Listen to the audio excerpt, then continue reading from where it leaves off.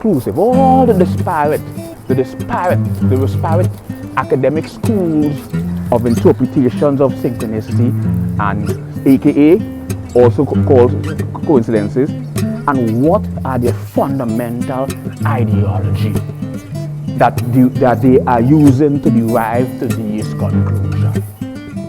So now that we've covered some of the basic schools of interpretation of coincidences and synchronicity and the basic philosophy that derive to these conclusions, let's explore the existentialistic, epistemological, the metaphysical, and primarily the ontological, because ontology is a branch of metaphysics. You know, metaphysics studies the fundamental nature of reality. You know, it takes a keen interest in mind and matter. There's a gap between mind and there's a gap between matter. And to really understand metaphysics,